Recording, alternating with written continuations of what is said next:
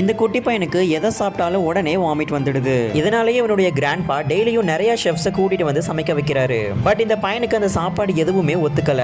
அன்னைக்குன்னு பார்த்து கார்டன்ல 2 பன் இருக்கிறத இந்த பையன் நோட்டீஸ் பண்றான். சடனா அந்த பண்ணை எடுத்து சாப்பிடவும் செய்யறான். அவனுடைய உடம்பு அதை அக்செப்டும் பண்ணிக்குது.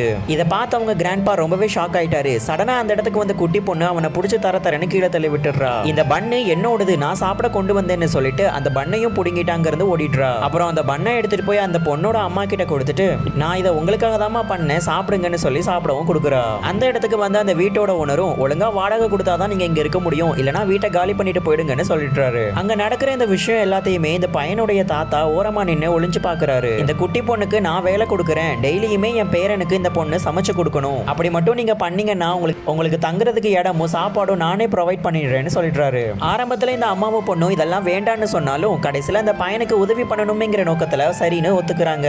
மறுநாள் இந்த குட்டி பொண்ணு அந்த பெரிய வீட்டுக்கும் வந்து அந்த பையனையும் பாக்குறா. அந்த பையனும் இந்த பொண்ணை பார்த்துட்டு, நீ தானே அன்னைக்கு என்கிட்ட சண்டை போட்டுட்டு போன திமிரு பிடிச்ச பொண்ணுன்னு சொல்லிடுறான். இந்த பொண்ணுக்கும் கோவம் வந்துடுது. அதனால தான் கையில இருக்கிற பண்ணை எடுத்து அவன் வாயில வச்சு அமுக்கிடுறா. இந்த இன்சிடென்ட்க்கு அப்புறமா அந்த பையன் அந்த பொண்ணை வம்பு இழுக்கிறதே இல்ல. அப்புறம் அந்த பொண்ணு சமைக்கிறதுக்கு இவன் நிறையவே ஹெல்ப் பண்ணி கொடுத்துட்டும் இருக்கிறான். அதுக்கப்புறம் இந்த பொண்ணும் சமைச்சிட்டு அவங்களுடைய அம்மாவுக்கு சாப்பாடும் எடுத்துட்டு போயிடுறா. இந்த பையனை அவங்க தாத்தா கிட்ட, இந்த பொண்ணு நான் கூட லைஃப்ல கடைசி வரைக்கும் கூடவே இருப்பாளா அப்படின்னு சொல்லி கேட்க, அவங்க தாத்தாவும் கப்பிள்ஸ் மட்டும் தான் ஒன்னா இருப்பாங்க, நீங்க எல்லாம் ஒன்னா இருக்க மாட்டீங்க அப்படின்னு சொல்லிடுறாரு.